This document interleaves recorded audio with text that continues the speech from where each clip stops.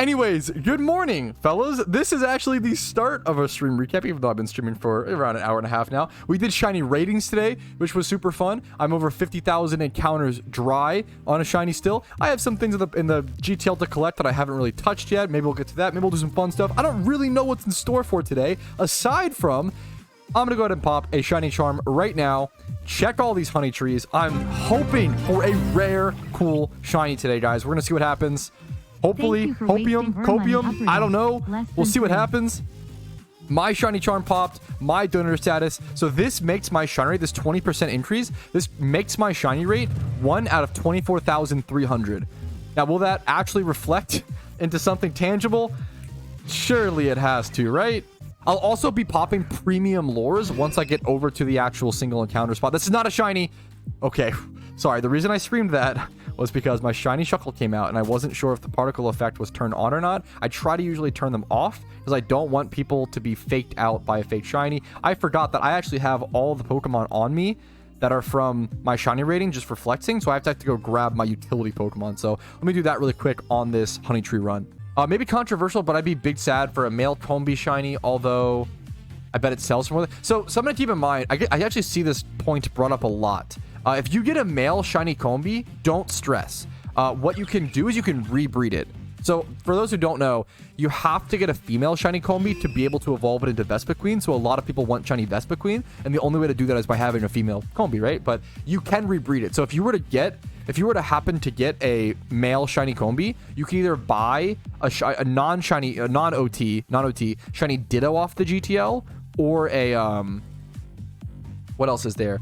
Or just like a female Combee, non-OT. So you could actually rebreed your male Combee into a female. So you can actually fix that. So I wouldn't worry about it too much. But you do have to pay, like, you know, probably 8 mil or so, whatever it is for a Ditto, maybe like 5 to 8 mil to rebreed it. All right, here we go. Premium lore popping, shiny charm, donator status. This is like swarm. This is peak shiny hunting efficiency right here. Is farming XP with Zapdos in Unova worth it over Mount Silver? I could be wrong. I would guess absolutely not. I feel like the amount of elemental orbs you get while farming with Zapdos is just so minimal. And you could just farm with Zapdos in Mount Silver is just so, like, the XP, this time you will save from getting better XP per hour is just going to be insane. And time is everything. If you can save 20 minutes, you know, if you can save, not even that, if you can save like an hour or whatever amount of time, right? You'd rather do that and then just go make the extra Pokeyen elsewhere. You're only going to get, like, I think it's like 1 elemental orb every like hour and a half. And they're worth, what, 20k a piece or something? Like, elemental orbs they're very much like a cool thing to keep in mind, like an add-on for Zapdos, but I wouldn't go out of your way to, like, purposefully train somewhere else because of it or something like that. I just started playing. Is it me, or are starters trash and not worth using? They can be worth using, but the weird thing is, like, starters in PokeMMO have that thing where they're 15 IVs across. They're neutral nature and 15 IVs across. So it does become this weird thing of starters just aren't that powerful in comparison to, like, if you go catch like a Gyarados or go catch a Magikarp, right? However, you can still use things like, I'm a huge fan of Shell Smash Blastoise. Like, it's just so powerful. Shell Smash is such a strong move. Any like starter that can set up can get really strong, but starters that don't really set up end up being a lot weaker. Things like Charizard ends up being a lot weaker. Things like, another good example, Typhlosion just end up being a lot weaker, not having that like 25 plus like a modest nature or something like that. Like, Feraligatr ends up staying pretty strong because of Dragon Dance and Swords Dance. You really need setup on your starters, in my opinion, to make them powerful. So yeah, it definitely changes the way you want to approach the storyline for sure. Okay, this is actually a great question. Do you think Raids release would be groundbreaking for the game and bring a lot of new players? Do I think Raids would be groundbreaking for the game? Absolutely. And, like, it's probably the most important update they could ever release. But I don't think Raids will bring a lot of new players. What I think Raids will do is something more important. I think Raids will retain players. I think one of the biggest issues in PokeMMO gets tons of new players all the time. New players are really common in PokeMMO. What's not common is veteran players. A huge issue in PokeMMO is players don't seem to stick around. We get a lot of new players, they beat all the regions, they maybe do a shiny hunt or two, or like play a little bit of PvP, and they get bored and they quit. And I get why. It's too repetitive of a game for a lot of people. Which is good and bad, right?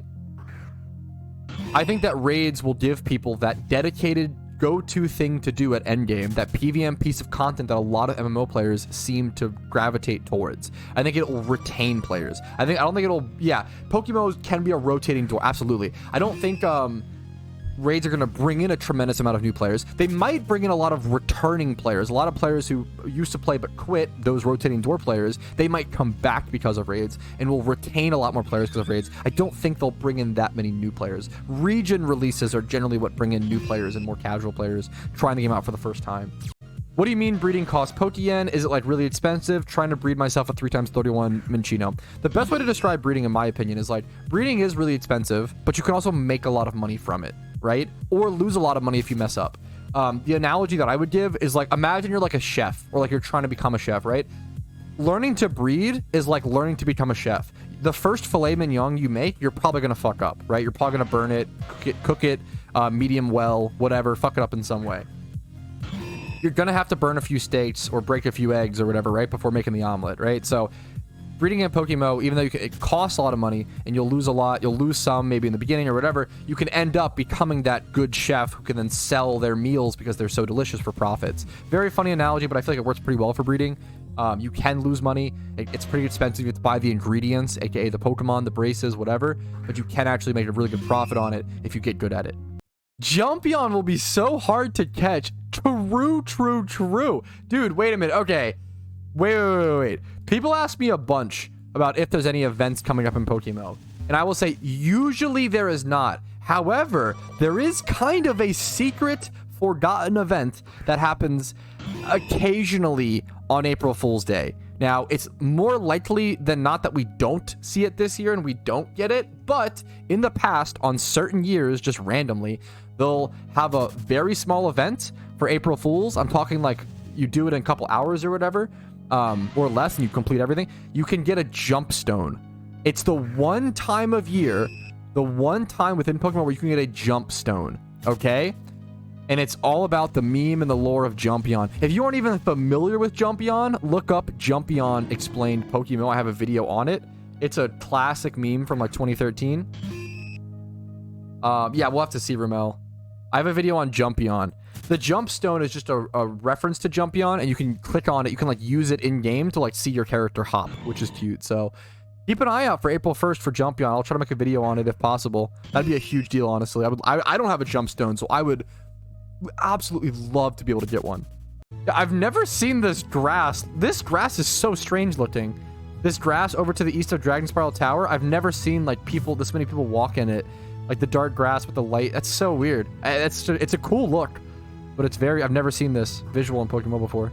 All right, here is 51,000 encounters, slightly over. Is it a cool milestone? Not really, but there it is. Can we move? I'm bored, lol. Yes, I'm not gonna lie, dude. Fuck, I just popped another premium lore on accident. Oh, I was gonna move locations after that. Well, now we have to wait until this one's gone.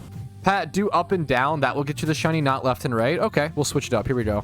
Up and down shunting, fellas. I'm more of a horizontal guy, but we can try. We can try this.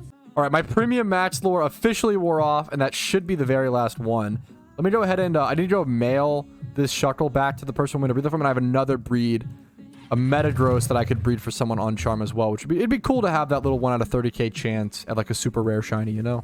Oh, and there's a Togepi swarm actually on there's some cool swarms. Let's go run around. I need to switch up locations mentally because sitting at that Route 210 in Sinnoh, dude, it's driving me a little crazy. I'm gonna be honest. Here's the Shuckle back over to Alpha. This was for a Twitch reward. Appreciate that, dude. It's a really cool Pokemon. And then Wizkey, he gave us some Metagrosses to breed as well for Twitch rewards. If you want a Patrouski OT Pokemon, 10k Twitch points, just you get them for free just for watching the stream.